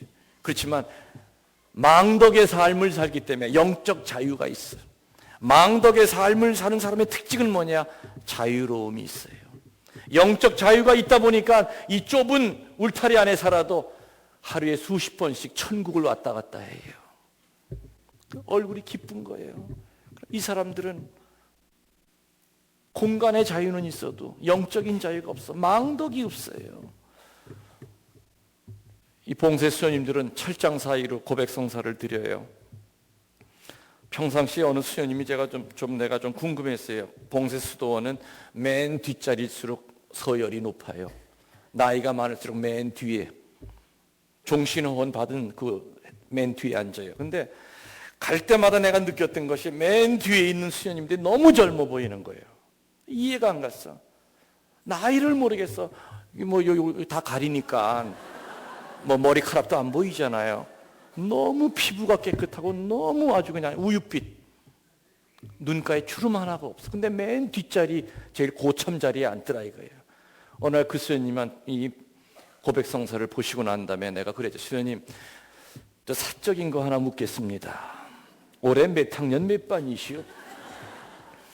신부님, 저 보기보다 나이가 많아요. 글쎄 내가 아무리 잘 봐도 글쎄 60 이제 갓 되셨을까? 60은 안 넘으셨죠? 신부님 실망하실 텐데요. 몇 살이세요? 저 올해 83이에요. 83인데 눈가에 주름 하나가 없어요. 성서에 보면은 창조주 하느님이 원래 인간을 만들 때 120살 살게 만들었다고 나와 있죠. 근데 의학적으로 그거는 증명이 가능해요. 왜 근데 줄어들었느냐? 스트레스 받아서 십몇 년 까먹고, 음식 잘못 먹어서 십몇 년 까먹고, 과도한 성생활 때문에 또 십몇 년 까먹고, 요런 거 저런 거 때문에 다 까먹고, 그나마 7, 80년도 뭔 힘 때문에 살아? 약의 힘 때문에 힘 가지고 살아요. 그러니까 이 수녀님들은 기쁨, 망덕의 삶을 살다 보니까 천수를 다하는 거예요. 천수를. 우리 허신부님 내 신학교 때 보고 처음 봐요. 처음 봐. 근데 안 늙으셨어. 신부님 안 늙었어요. 저도 여러분 저 볼 때 37으로 보이잖아요.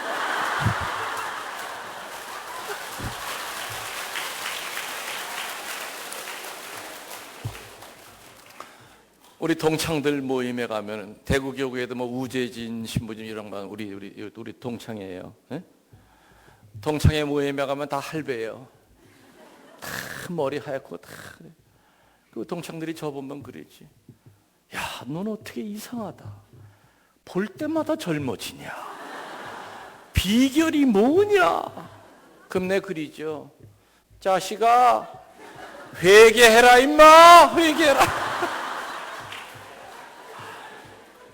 그런데 제가 어느 시점부터 내가 나를 봐도 나이가 정지가 됐어요. 그게 어느 때인가를 내가 뒤돌아보면 그 시기가 있어. 어느 때냐? 성령이 어떤 분이신지를 내가 알았어요, 그때. 그리고 망덕의 삶을 살려고 애를 썼어요. 사실 저를 처음 보는 분들은 저 신부님 참 곱게 신부 생활 했나 보다. 제가 올해 이제 28년 사제 생활 하고 있는데 83년도에 서품 받았으니까 그동안에 정말 책으로 써도 여러 권이 될 만큼 저는 정말 다른 신부님 한 번도 못 겪어볼 일들을 산전, 수전, 지상전, 공중전, 화생방전까지 겪었어요. 근데도 지병은 물론 몇 개가 있지만 겉으로 볼 때 상하지 않았잖아요. 팍싹 맛이 가지 않았잖아요. 저를 아시는 분들은, 테이프 들으신 분들은 내가 얼마나 힘들게 사생하는 거 알아요. 저는 정말 사람 죽이려고 품에다가 칼까지는 3년 동안 품고 다녔던 신부예요. 나 배신한 놈 죽이려고. 전 그랬었어요. 그 아무도 이해 못하죠. 그렇지만 어느 한순간부터 제가 망덕이 뭔지를 알았어요. 망덕의 삶. 망덕의 삶. 망덕의 삶을 살면 성인들 아까 뭐라 해서 우울한 성인은 없고 기쁜 마귀도 없다. 오늘 여러분들 얼굴 아까 처음에 시작할 때랑 지금 달라졌어요. 내가 얼마나 이쁜지 몰라 지금. 망덕의 상태에 들어가기 때문에 그래요. 우울한 성인은 없고 기쁜 마귀도 없다 그랬죠? 마귀는 어두운 영이에요. 그렇기 때문에 어두운 능력이 있어요. 오늘은 제가 이 사탄에 대한 얘기를 깊이 있게 할 시간이 없어 못했지만은 명심하세요. 마귀는 예수님의 얼굴로도 변장할 수가 있어요. 저는 긴 세월 동안 구마 사제로 살았어요. 수천 명의 부마자들과 싸웠어요. 때로는 그들이 후들은 칼에도 전 여러 번 찔려봤었어요. 안경을 들이받쳐서 유리알이 눈에 박혀서 응급실로 실려간 적이 여러 번 있었어요. 저는 그래서 사탄의 존재를 알아요. 지금 교회 안에 어둠이 들어와 있는 중요한 것 중에 하나는 뭐냐? 신자들이 마귀의 존재를 안 믿어요. 나아가서는 사제들도 마귀 얘기하면 왕따해요. 수련원에서도 마귀를 안 가리켜요. 요즘은 신학교에서도 마귀를 가리키는 교수들이 없어요. 마귀 얘기하면 지금 시대에 무슨 마귀가 다 철학적인 개념, 신화로 전부 다 돌려버려요. 여러분들 마귀는 정말 있습니까? 없습니까? 있죠. 예수님이 광야에서 싸운 게 그게 소설이란 말입니까? 마귀가 없다고 떠드는 신학자들 마귀한테 한번 당해봐야 돼요. 무서워요. 마귀는. 제가 수천 명 마귀와 싸웠지만은 인간 김웅렬이는 꼼짝 못해요. 그러나 저는 기름 부어서 제단 앞에 예수님이 내세운 사제이기 때문에 예수님의 이름으로 저는 마귀랑 싸웠어요. 마귀는 성모님의 옷을 입고 나타나서 성모님 행세까지 해요. 그렇기 때문에 지금 시대는 분별의 시대예요. 이 분별은 어디서 나오느냐? 거룩함에서 나와요. 거룩함은 어디서 나오느냐? 기도에서 나와요. 그래서 마귀는 기도부터 끊어버리기 때문에 기도 안 하는 인간이 거룩하게 살 재간이 없고 거룩하게 살지 않는 인간이 영적 분별을 할 수가 없어요. 그러니까 마귀 밥이 될 수밖에 없어요. 마귀는 오만 짓거리를 다 하는 능력이 있다 하더라도 마귀가 못하는 게 한 가지 있어요. 마귀는 웃을 줄 몰라요. 마귀는 기쁨이 없어요. 각본당에 그런 인간들 한둘은 꼭 있어요. 아무튼 아는 건 더럽게 많이 알아요. 오만 피정 다 쫓아다니고 성서 100주간 뭐 40주간 오만 거 다 해서 머릿속에 아무튼 아는 건 너무너무 많아요. 그런데 그 안 것이 겸손의 재료가 되지 않고 교만의 재료가 돼서 늘 끊임없이 판단 또 판단. 강론을 들으면서도 본당 신부님의 강론 판단해요. 저것도 강론이라고 하고 앉았나. 내가 올라가서 하는 게 낫겠다 하면서. 그 인간은 지 자신이 사탄한테 휘둘림 당하는 것조차도 모르고 교만의 바벨탑을 쌓아요. 자기보다 신앙생활 못하다 싶으면은 발가락 때만큼도 안 여겨요. 안 여겨요. 그래서 마귀는 별짓거리를 다 하는 능력이 있지만 마귀가 못하는 것은 절대 망덕의 삶을 못 살아요. 영적 기쁨이 없어요. 그렇기 때문에 표시가 나요. 참 저 사람 개인적으로 얘기해보면 참 똑똑하고 참 많이 하는데 그 사람 곁에 가지를 않아. 왜? 가면 다 상처를 받거든. 온몸에 가시가 다 숭숭 나가지고 잘났기는 혼자서 더럽게 잘났어. 우리 성당에 나만한 사람이 있으면 나와보라 그래. 까불고 있어 하면서 그냥. 여러분들, 생선 한 마리 썩을 때와 사람 송장 썩을 때와 어느 쪽이 더 냄새가 역합니까? 당연히 사람 송장 썩을 때 냄새가 많이 나죠? 맡아보셨어요? 요즘은 뭐 죽으면 바로 뭐 냉동실로 들어가니까 옛날에는 그 냄새 다 맡았잖아요. 삼복더위에 죽으면은 불 때잖아요. 그 방에다가 시냇물이 줄줄 흘러내리잖아요. 조문하러 가가지고 코를 막고 나와요. 그 시체 땅에다 묻을 때 땅 밟는 그 사람들 소주 몇 병 먹어야 그 땅, 시체 땅에다 묻어요. 시체 하나 그런데 온 산천지가 송장 썩는 냄새로 덮여요. 동태 썩을 때와 사람 송장 썩을 때는 차이가 커요. 다시 말하면 뭐냐, 귀하고 비싼 존재일수록 썩을 때 냄새가 역해요. 풀이하면은 사제가 잘못 살았을 때 풍기는 냄새는 신자들이 잘못 살았을 때 풍기는 냄새보다 훨씬 더 더러워요. 수녀들이 잘못 살았을 때 풍기는 냄새는 레지오 단원들이 잘못 살았을 때 풍기는 냄새가 훨씬 더 더러워요. 우리 천주교 신자들이 잘못 살았을 때 풍기는 냄새는 이방인들이 잘못 살았을 때 풍기는 냄새보다 훨씬 더 더러워요. 그런데 비극은 뭐냐? 그 인간 곁에만 가면 그 냄새를 다 맡아 모든 사람이. 그런데 비극은 뭐냐? 정작 냄새 풍기는 그 인간만이 지 냄새를 못 맡아요. 그러면서 나만한 인간이 있으면 나와보라 그래요. 이렇게 시건방을 떨어. 얼마나 불쌍하고 처량한 인간입니까? 우울한 성인은 없고 기쁜 마귀가 없어요. 망덕의 삶을 살려면 성서에 많은 얘기가 나와요. 올바른 봉헌의 삶을 살아야 된다. 무관심으로부터 해방이 되어야 된다. 그 얘기 지금 다 못하는 거 아시죠? 테이프 들으세요. 제 책 보세요. 뭐 거기도 다 나와 있지는 않을 거예요. 시간이 없으니까 세 번째, 하여튼 마무리는 하긴 해야 되니까 세 번째 덕, 신덕, 망덕, 애덕. 자, 복습합시다. 신덕의 핵심은 뭐라고요? 망덕의 핵심은 뭐라고요? 기쁨. 마지막 애덕, 군더더기를 다 떼어버린 망덕의 알맹이는 뭐냐? 사랑이 아니에요. 믿지 않는 사람도 다 지 사랑할 만한 사람도 사랑하고 살아요.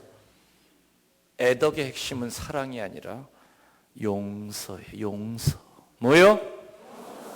용서하기 쉬워요, 어려워요, 여러분들? 지금도 그냥 그 인간 생각하면 그냥 머리카락이 곤두서는 인간이 있지요. 저도 있어요. 저도 아주 종류별로 다 있어요. 있었어요. 정확히 얘기하면은. 그 지금도 있고. 근데 있었었던 사람 몇 사람을 얘기하면 첫 번째 주교님, 두 번째 어느 수녀, 세 번째 본당 총무. 아유, 거기 얽힌 얘기 뭐 지금 시간이 다 돼가기 때문에 다 얘기를 못하고 테이프 들으세요. 결론만 얘기하겠습니다. 저는요, 아까도 얼핏 얘기했지만은 나를 배반한 그놈 죽이려고 저는 이 품에다가 칼 품고 다녔어요. 근데 천주교 신부로서는 살인을 할 수 없으니까 일단 옷을 벗자. 그래서 그다음에 나 배반한 그놈 전 세계 어디 숨어 있어 내가 그 자리에서 내 찔러 죽이고 나도 자살할 거다. 그거 얘기하면은 참 기가 막힌 얘기예요. 뭐 들으신 분들도 있을 거예요. 테이프에도 있고. 근데 아무튼 결론부터 얘기하면 11시 반이면 끝나야 되니까 용서해야 되는 이유가 두 가지가 있어요. 그거 이제 오늘 강론으로 결론을 할게요. 용서해야 되는 첫 번째 이유는 내가 살기 위해서예요. 네? 그 인간 이뻐서 용서하려는 게 아닙니다. 절대 그 인간 이뻐지지 않아요. 나한테 상처 준 놈은 기억도 못해요. 내가 어느 자매한테 예를 들면 상처 받았다고 합시다. 몇 년 동안 가슴앓이를 하다가 몇 년 지나고 나서 용기를 내서 그 친구한테 야, 나 사실은 너 그때 정말 마음 아팠어. 그럼 친구가 뭐라 그래요? 너 보기보다 참 쫀쫀하다. 너 어떻게 사람이 이렇게 좁냐 속이. 말 안 하는 것만 못해져요. 다시 말하면 상처 준 인간은 상처 준 것조차도 기억을 못해요. 상처 받은 사람만 피 흘리잖아. 하루하루 행복하게 살기도 짧은 인생인데 상처 준 놈 기억도 못하는 그 상처를 끌어안고 내가 왜 억울하게 살아. 내가 살기 위해서 그놈 용서하려는 거지 그놈 이뻐서 용서하려는 게 아니에요. 알아들으셨어요? 그게 용서해야 되는 첫 번째 이유예요. 두 번째 이유는 그 사람 선하게 변화시켜 주려면 용서해 줘야 돼요. 어두운 게 두 개가 합쳐지면 더 큰 어두움이 되죠. 악한 것이 두 개가 합치면 더 큰 악이 돼요. 며느리 못됐다고 동네방네 시어머니가 떠들고 돌아다녀 보세요. 그 며느리 점점 더 못돼져요.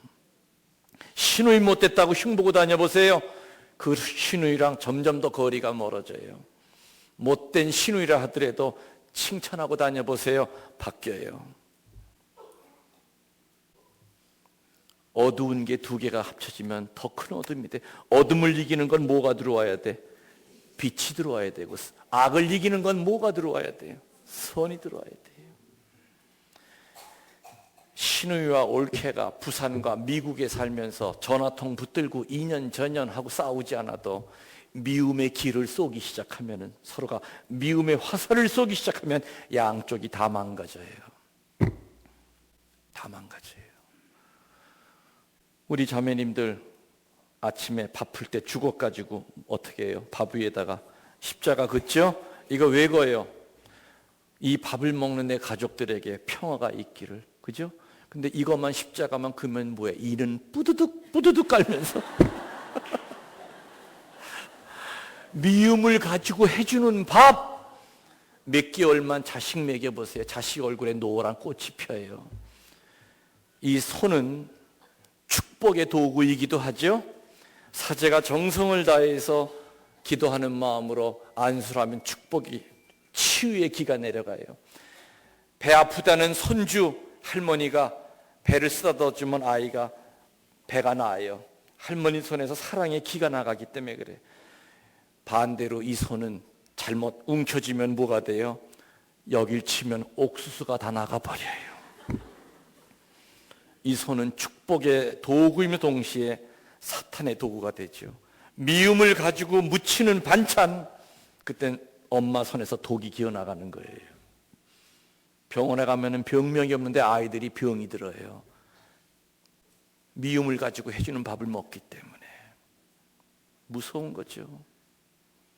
우리 옛날 구중궁궐에 궁녀들끼리 임금님 총애 받아서 하룻밤 자고 나면 격이 달라지죠. 상궁이 됩니까? 뭐가 달라지죠. 그 꼬라지가 시기 질투가 나가지고 어떡합니까? 무당한테 부적받아다가 그 여자 베개에다 집어넣잖아요. 그거 가지고도 효과가 없으면 어떡합니까? 주술을 하죠. 지푸레기로 그 여자 형상을 만들어 놓고 바늘 가지고 눈을 찔리면서 죽어라 이년아, 뻗어라 이년아.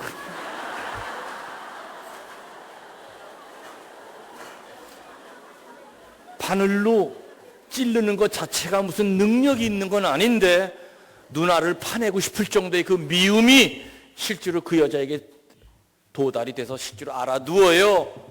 그만큼 무서운 거예요. 사람에게 이 나쁜 길이라는 것이. 그것이 무섭죠. 우리 옛날에 초등학교 때 뭐 했어요? 양지바른 그 책상 뭡니까? 저 창문 틀에다가 양파 뿌리 내리기 했었죠. 그죠?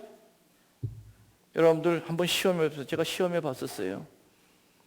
양쪽 방에다가 컵에다가 양파를 올려놓고 이쪽 방에 있는 양파는 볼 때마다 칭찬을 해줬어요. 참 너 이쁘다. 어머머 세상에. 어찌 이렇게 뿌리가 잘 내리니. 어머 네 몸매는 내 몸매랑 똑같아. 그러니까 그냥 얘가 기분이 좋아서 그냥 뿌리가 쫙쫙 위로 쫙쫙 올라가. 근데 저쪽 방에 있는 놈한테는 문 열면서부터 내가 도끼눈을 뜨고 욕을 했어요. 이 베라먹어 뒤질러 뭐 새끼야. 썩어 문드러져라. 놀랍게도 딱 이틀 되니까 뿌리가 썩기 시작해요. 저는 충격받았어요. 하찮은 양파도 사람에게서 나오는 그 악한 기운을 못 견디고 썩는다면, 사람끼리 미움을 주고받는다면 얼마나 많이 망가질까. 서로가. 그렇기 때문에 악은 악으로 절대 못 이겨요. 어둠은 어둠으로 절대 못 이겨요. 미운 놈 떡 하나 더 주라고 그랬죠. 며느리 못되게 굴면 더 이쁘다고 소문 내고 다녀보세요. 어느 자매가 시어머니가 싫고 미운 거예요. 시어머니가 경로당 간 사이에 시어머니 방을 청소하다가 시어머니 사진이 이렇게 걸려 있잖아요. 사태지를 죽어라 하다가 이게 떡하고 그냥 굳어버렸어. 이게 안 내려오는 거예요. 이게 안 내려오는 거예요. 이게 암만 해도 이게 어떻게 근육이 꼬여가지고선 이게 안 되네. 시어머니가 들어오니까 며느리가 이렇게 하고 있는. 아가 너 왜 그래? 몰라요. 물리치료를 하고 뭐 침을 맞고 벨짓으로도 이게 안 내려오네. 어이, 얼마나 창피합니까? 이거 본인만 알고 시어머니 4대질 하다가 이렇게 됐다. 근데 그 본당에서 성령 세미나가 있었대요. 그래서 대모가, 야, 그 가서 치유의 은사 받으면 이것도 아마 내려올지 모른다. 그래서 이제 열심히 이제 이렇게 하고서는 이제 성령 세미나 받으러 다녔어. 이제 안수 받기 전에 이제 그 지도 신부님이 회개하라고. 에? 회개해야만 몸에 병도 낫고 치유된다. 가만히 생각했더니 이 시어머니 이렇게 한 게 있는데. 그래서 이제 안수식이 거행이 됐어요. 신부님들 몇이 와서 이렇게 안수해 주는데 그냥 갑자기 그냥 그 울음이 터진 거야. 그 시어머니 미워했던 것이 복받쳐가지고 아이고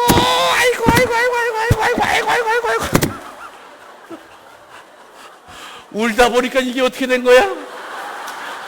이 손으로 땅을 치고 울고 있는 거야. 이게 저절로 내려온 거죠. 그래서 이게 내려왔대요. 이게 며느리 미워도 이쁘다고 그러세요. 시어머니한테 서운한 거 있어도 사떼질하지 말고. 신부님, 알아듣겠습니다. 내가 살기 위해서 용서해야 되고요. 그 사람 선하게 변화시켜 주려고 용서해 알아들었습니다. 그런데 신부님, 다 알아듣겠는데 용서의 첫 발을 어떻게 디뎌야 됩니까? 첫 발을 어떻게 디뎌야 됩니까? 딴 방법 없어요. 예수님이 가르침 밖에 없어요. 예수님 뭐라 하셨어요? 원수를 위해 기도하라고 그랬어요. 그 방법밖에 없어요. 원수 위해 기도하는 것밖에 없어요. 쉽진 않지만 해야 돼요. 내가 살려면. 신부님, 그게 이론적으로 가능합니까? 내 새끼 찔러 죽이는 그놈의 새끼를 내가 생미사 드려줄 수 있어요? 난 못해요. 그러나 아가페 사랑은 가능해요. 가능해요. 원수를 위해 기도하는 것밖에 없어요. 원수를 용서하려면. 제가 마산 쪽에 피정 나갔는데 옛날에 이 얘기 했어요. 그 마산 교구 성령대회 할 때 한 몇천 명 모였을 때 일주일 후에 전화가 왔어요. 그 경상도 말하는 자매가 신부님 예 그래요. 경상도는 이상합니다. 지가 묻고 지가 대답해요. 그 예는 내가 해야 되는 거 아니에요? 꼭 신부님 예 그래. 그러면서 이제 신부님 말 들었다가 아주 왕창 망해심다 그래. 그래서 내가 뭐라 했는데 내 말 들었다 망했다 카노네 그래. 얘기를 들어보니까 그거예요. 그 자매 왼수는 대녀예요. 대녀한테 돈 한 4천만 원 띵겼대요. 그래서 그것 때문에 심장병 생기고 우울증 와서 몸이 팅팅 부었는데 자기 대녀가 다른 대녀가 아무개 신부님 모니까 우리 체육관 가서 피정 받자고. 그날 왔더니 내가 그랬대요. 여러분한테 한 것처럼 내가 살려면 용서해 줘야 된다 그랬대요. 그리고 당장 오늘부터 왼수 위에서 묵주 신공 드리라고 그랬대요. 그래서 그 자매는 그 얘기 듣고 그래 내가 살려면 용서하자 내 대녀 돈 때문에 먹고 간 그년 아무튼 그 다음날 레지오 나갔대요. 그래서 오늘 묵주 기도는 내 대녀 위해서 내가 기도해야지. 그래서는 레지오 단장이니까 사도신경 그 다음에 주님의 기도까지는 잘했대요. 그 다음에 이제 성모송 들어갔는데 은총이 가득하신 하는데 갑자기 그 돈 때문에 먹은 그 대녀 얼굴이 휙 지나가더래. 눈앞으로요. 자기도 모르게 은총이 가득하신 이년아 기뻐하소서.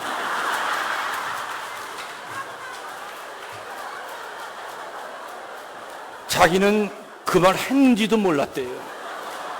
근데 그 앞에 있던 레지오 단원들이 얼마나 놀랬겠어요.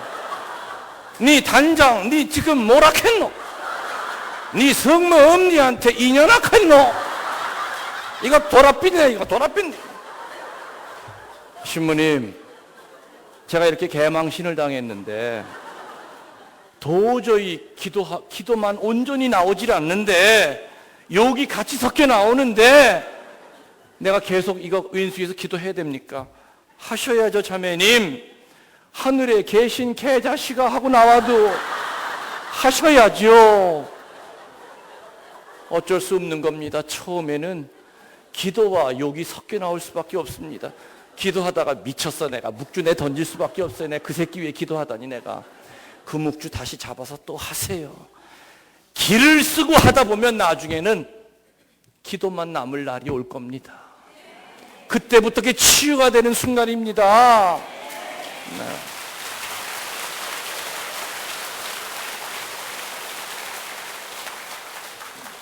많은 분들이 원수를 위해 기도하다가 중도에 끝나버려요. 분노가 일어나는 거야. 내가 뭔 개지랄을 하고 앉았어 하면서 이제 묵주내 던지고 미쳤어 내가 그놈의 새끼 위해서 내가 묵주 던져 다시 잡아서 하세요. 하다 보면은 자기도 모르게 그 분노가 사라지는 걸 느낄 때가 올 거예요. 그러면서 온전히 기도만 남아요. 아, 이제는 그 죽이고 싶도록 그 미웠던 그놈이 미워지질 않아요. 우리 천주교 신자는 그 사랑할 수 있어요. 원수를 사랑하라는 것이 이론이 아니라 우리들도 할 수 있어요. 기브 앤 테이크의 사랑만이 아니라 이기적인 사랑만이 아니라 무조건 주는 사랑도 우리는 할 수 있어요. 그게 바로 아가페 사랑이에요. 그렇게 살다간 사람들이 많잖아요. 우리 주변에는 7대 독자 아들을 수십 번 찔러 죽인 그놈을 수양 아들을 삼아요. 저 교도소 지도 신부할 때 그런 자매 저 알아요. 청주대학교 다니던 아이를 째려봤다고 해서 깡패가 23군데를 찔러 죽였어요. 근데 나중에 그 자매가 오더니 무기징역 살고 있는 그놈을 수양 아들을 삼고 싶다는 거예요. 자매님, 감상적인 마음 가지고는 안 돼요. 심리적 오랫동안 고민하다가 기도하고 내린 결정입니다. 그냥 한 번만 만나게 해주세요. 그놈이 만나겠습니까? 그 아줌마 미쳤죠. 내가 지 새끼를 어떻게 찔러 죽인 나를 아들로 삼아요? 웃기지 말라고 하세요. 6개월 내가 설득해서 한 번 만나게 해줬어요. 애는 고개도 못 쳐들고 그 자매가 자리에 앉더니 손을 뻗쳐서 그 아이의 손을 잡더니 너 오늘부터 내 아들이야. 얘가 울음이 터지기 시작했는데 간수도 울고 나도 울었어요.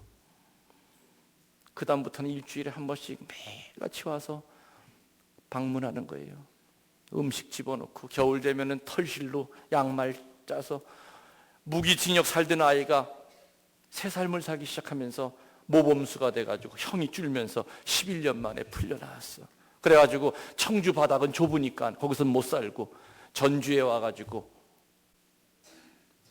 작은 슈퍼마켓 하면서 엄마랑 아들이 이렇게 살아요. 주변 사람들은 진짜 친아들로 알아요. 그런 내막 있는 거 몰라요. 우리 인간도 주고받는 사랑만이 아니라 무조건 주는 원수로까지 사랑하는 사람 할 수 있어요. 전 많이 봤어요.